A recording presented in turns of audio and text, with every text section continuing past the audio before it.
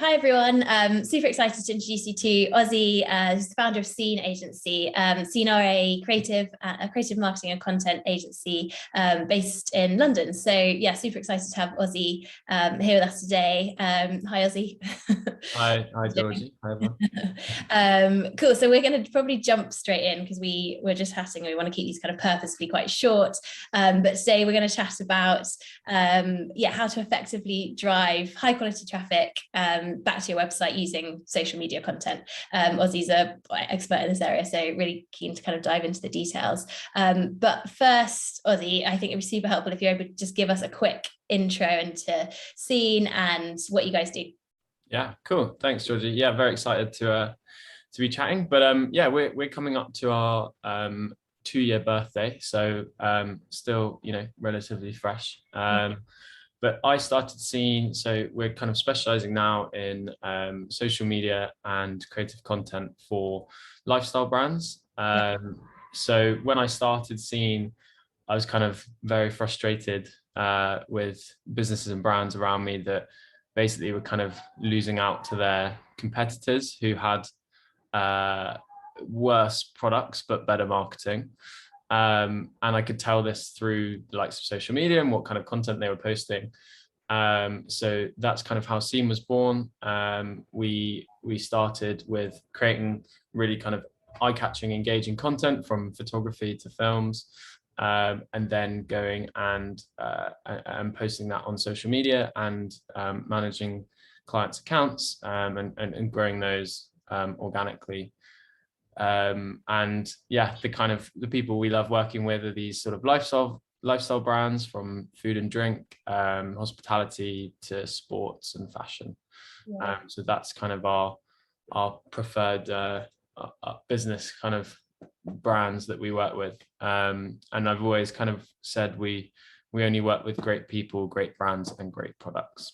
Nice, I like that. I think we work with quite a few similar sort of overlapping clients actually, which is cool. Yeah. Okay, cool. And then diving into it, so obviously social's extremely kind of crowded out there at the moment. Do you have any advice or kind of top tips for brands that are not quite seeing the results they'd hoped for from a kind of content perspective? Is there any sort of top tips that you've sort of seen in your experience that really help from to elevate that content? Yeah, sure. I mean, we've always found that kind of consistency is key here. So, just keep going with things, trying new things. It takes a long time to get it right. And we work with clients on a long-term basis to grow it. It's not an overnight thing, and it's being aware that is there. So you don't think that you're gonna suddenly go viral. It's very rare that people do and brands do overnight. I was on a talk with a famous TikToker the other day, and he was saying that it took him 6 months of creating videos to get from kind of 100 views, which were just basically just friends and family. And now he's getting 100,000 views. But it took 6 months of creating TikToks every single day, trying new things, trying different videos, seeing what worked and seeing what people liked, until he kind of was able to perfect and sort of really define his niche, I guess. So I think having that ability to think outside the box and stand out, I think is super important for sure. Yeah, interesting. It's interesting how people kind of appear to be that overnight success, but actually, as you say, the guy you're chatting to obviously took 6 months, and I think that sounds quite quick. It is still quick, but for him, he already had a bit of a following anyway, so it's like even for that. So if you're coming from a place of not having a massive backing, then it's so hard. It takes time. It does take time. Yeah, interesting. And I think we're both working with quite a few kind of e-commerce type brands who are obviously, really key is to get people back to their website and ultimately sort of convert them. Are there particular types of content or kind of focuses that you've seen that are better at driving content back to site, or is it a case of kind of keeping people engaged on that social platform and then kind of ultimately building that relationship so that they go back to site? Is there sort of a way around that you I mean, there's obviously no kind of silver bullet, but we like to kind of work backwards with our clients. So we sort of look at exactly who they're targeting, who their audience is, and see what they like on social media, and kind of work back, rather than sort of saying, oh, we need a video or we need some photography, but like, is that actually what you need? Do you know, what are people interacting with? What are your audience interacting with that they enjoy and they like? So we kind of work at it that way. I think being kind of like reactive and responsive is very important. So making sure you're kind of always there, you're always in the know, you're being reactive to things happening in the media, in the news, or kind of things you can jump on, or anything like that. I think, and I said it takes time, but if you can dedicate time every day, or every other day, then at least that way you're not wasting time, I think, is the important thing. And you can spend a lot of time wasting time on social media, and that's what kind of people get in their heads. So if you do it right, and you're consistent with it, and you're posting the right thing, then that time is spent efficiently, and it's very easy to get traffic through to your website, and get conversions and sales. So yeah, interesting. It's when you're talking about that reactive content side of things, that's it's Specsavers, isn't it, that are pretty good on the reactive content. Yeah, particularly on Twitter, they're always seems to be some really good brands doing some amazing stuff. We have like a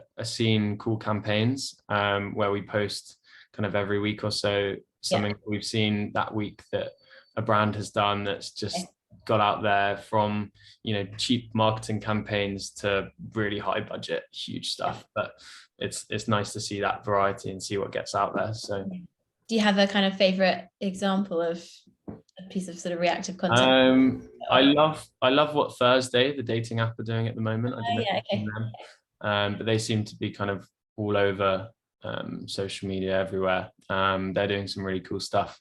They did a funny video for April Fools, which was that someone apparently found the Thursday Instagram phone on the tube that was left by one of the employees, and then they were posting on social media the whole day.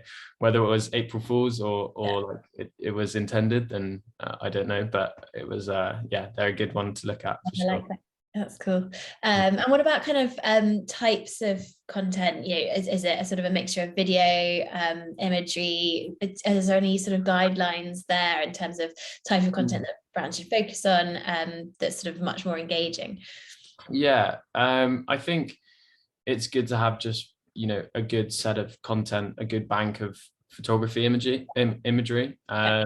But video is really growing at the moment. Video, every platform is kind of increasing the reach on video. It's much more engaging. It doesn't have to be flashy at all. The best stuff really is actually shot on iPhones, and is personal and relatable. But video is definitely a big one. That's it's interesting, because I think often maybe clients or brands feel that there needs to be kind of super polished high-end videos, whereas actually often it's that kind of real life type, as you say, shot on an iPhone. It's much more authentic. Yeah, definitely. And like, don't get me wrong, we love doing the kind of higher end, bigger, kind of almost commercial stuff. But it's equally as important to get the kind of smaller, personal video stuff done. Really important for sure. Yeah, cool.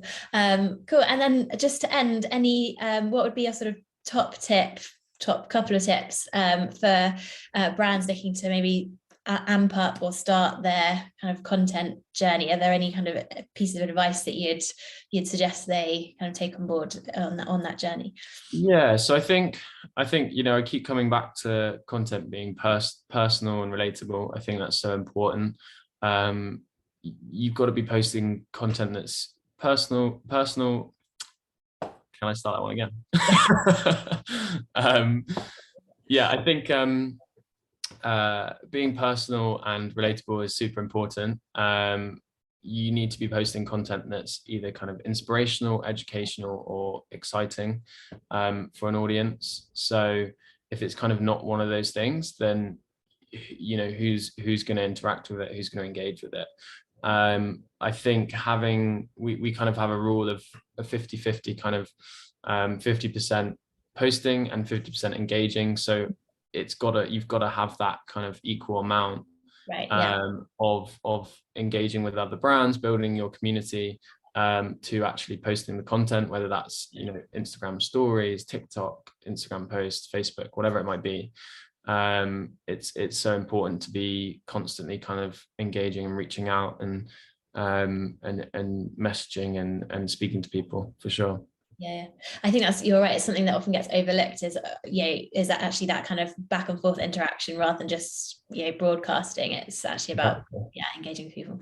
Yeah, and having like a clear call to action as well, I think is super important, and letting people know what you do, what your kind of niche is, making sure you're kind of only talking about 3 things maximum. Otherwise, people are disengaged. They don't know what they don't know why they're following you. They want a reason. So making sure that that's your messaging is clear, I think, super important.